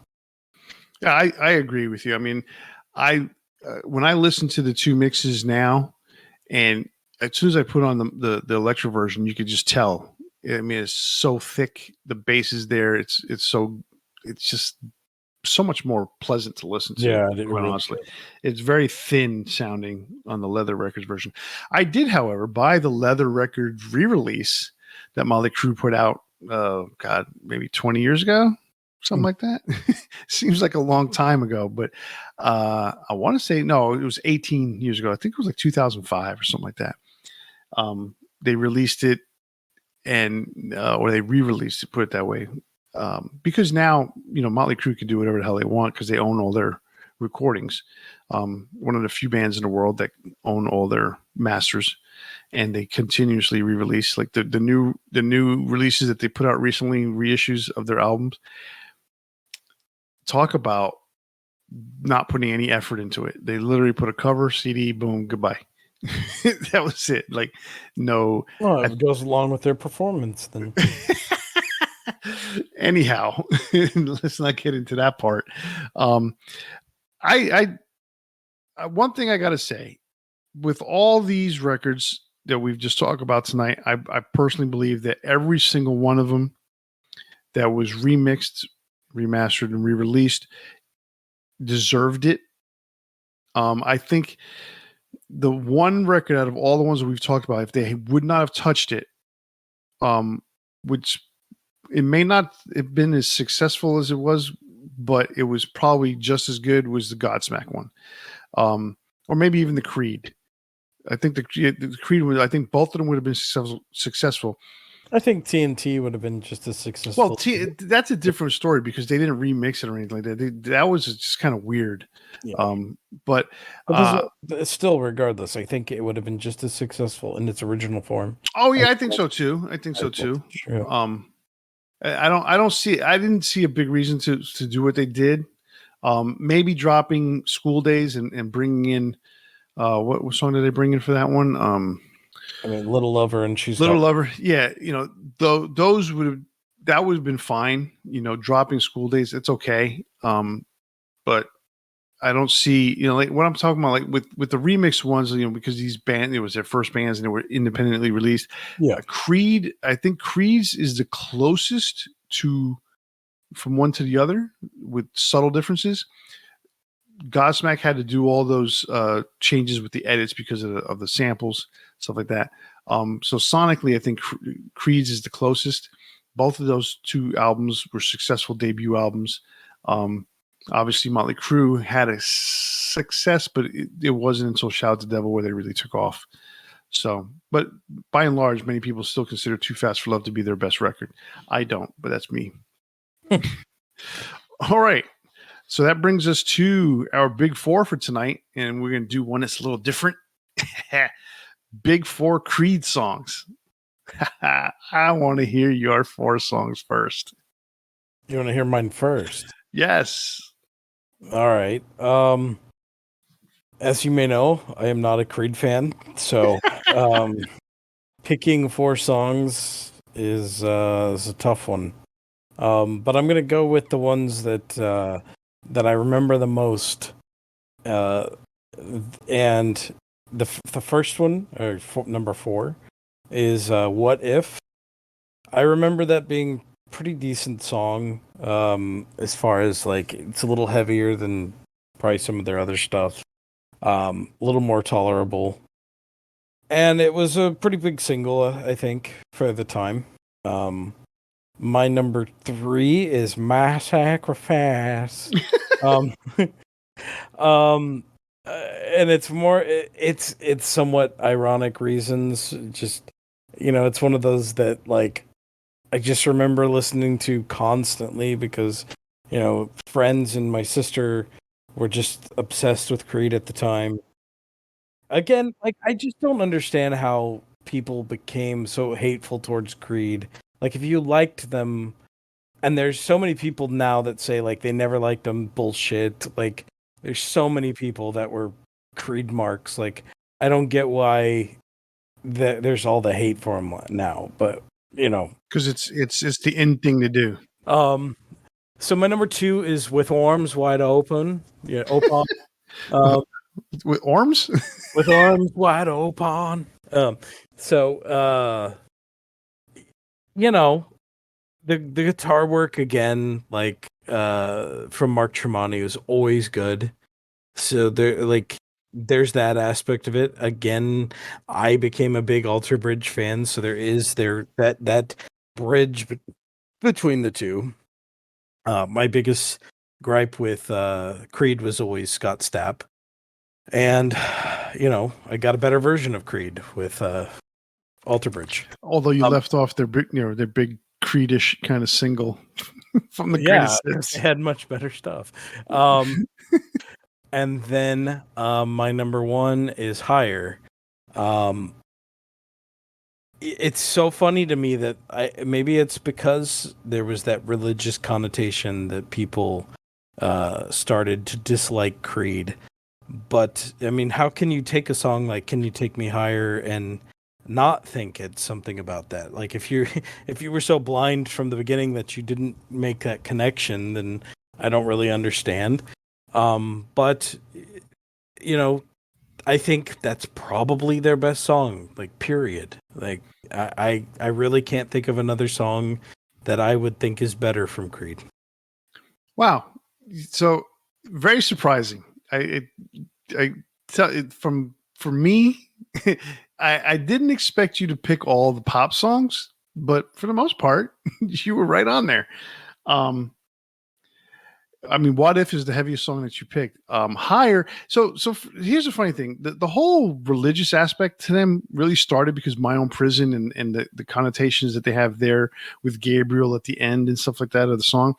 But Higher really isn't a song that has any connotation whatsoever. Yet people No, no, associate it that way, right? no, but you could easily associate it with that, Right. and I think some people were like, no, there's no way there's that association. Like, yeah, of course there is, and like it doesn't matter what the band necessarily intended. The fact is, all of us can glean something different from music, right?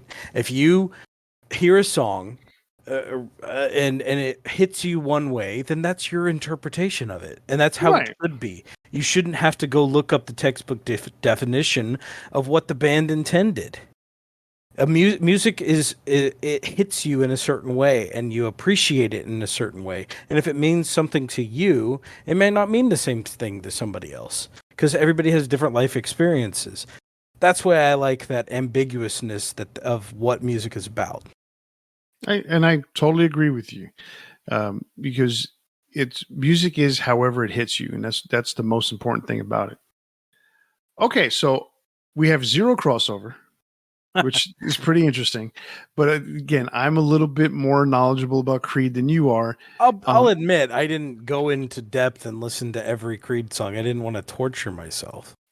But you know what? It's funny about that. Like, I don't think if you had listened to a lot of the songs, um, that were not necessarily the popular ones, you may have found something that you might have liked a little bit more. But I again, listened to I listened for riffs and I didn't really find anything that just like snapped out at me. And I think, just from the perspective, like there's a reason why Higher was one of their most populous popular singles. There's a reason why with Wide, I can't even say it. There's a reason why with Arms Wide Open is one of their biggest singles. Like they're popular for a reason too. oh no, absolutely, I totally get it. All right, so my big four. Um, so they were apart for a bit. The band had broken up, and basically 8 years later, got back together, or 7 years later, got back together, re-record. Damn it, I can't even say the right things. They were apart for about 8 years. They got back together, recorded a new album. The new album was called Full Circle. They toured on it. They were pretty successful. They actually put a video out from Houston, from the Cynthia Woods, the Cynthia Woods Mitchell Pavilion, My which sister is was there. which we go to. You and I have been there, and it was, I don't, was it a pay per view event at one point? Something about it was like they had like 100 cameras that were basically you can get like a full. Oddly enough, a full circle view. I think it had a lot to do with the fact that the album title was called Full Circle.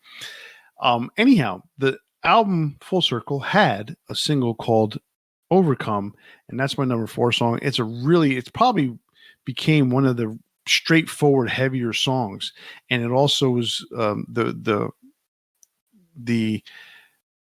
I guess the coming of Mark Tremonti, because he told Scott, we're going to do guitar solos on this album, and Scott's like, okay. So they did, but that song's pretty cool. Number 3 from the first album, My Own Prison. I just think there's something really cool about that song, the way it builds. I love that song. Number 2 for me, this is a unique one, because when I was playing in a band, I wasn't even playing in the band yet. I had been asked to sing Bad Religion and Keep Away covers for my old band, Electric Jellyfish. This was before I was in the band as a bass player. And so we played this little intimate show inside someone's house. And I ended up not singing Keep Away because I couldn't, the way we were situated, I couldn't hear certain things. So I didn't sing it. But I sang Bad Religion. Love that song. So after that little show, one of the guys, the guitar player, his name was Pete, comes up to me and says, hey, I need you to learn a Creed song. Okay, which one? Beautiful. It's off of Human Clay. It's the 3rd song on the album. Listen to it. It's a very slow intro, but then it hits this heavy chord D, I believe, and down tune, and it's super cool. The whole song is mellow until you get to the chorus. Awesome song. I love that song. Like, I dove headfirst into that song. I know that song forwards and backwards. Awesome song. And then number 1 for me, I'm surprised you didn't pick this song if you were skimming through the first album, Unforgiven. One of their fastest, heaviest songs that they've had. Really is kind of almost like an anomaly to their catalog, because they don't do songs that fast. And that was one of the reasons why I really like it. Listen to it again this week. Pretty awesome. That's my number 1 song. Okay. I may not have listened to that one. I don't know. It was a lot for me to get through. I know. Creed's not your favorite. Although I do know it's climbing up there. It's in your top 10 now. Sure. Lies. Those are all lies. All right. Well, that's our big 4 Creed songs. That brings an end to this episode of Debating Metal. Remember, you can listen to us every week with a new episode on your favorite podcast platforms, such as Apple Podcasts, Spotify, iHeartRadio, Google Podcasts, Stitcher, Pandora, Podbean, and all the others. So click like and subscribe, as you should. And don't forget, you can connect with us on Facebook, Instagram, and Twitter, or you can send us an email to debatingmetal@gmail.com. If you listen to us on YouTube, be sure to leave us a comment and ring that bell to be notified when we post a new episode. And remember to tune in next week as we spark up another exciting metal debate. On behalf of Kenneth and myself, stay safe and always turn it up to 11. See ya.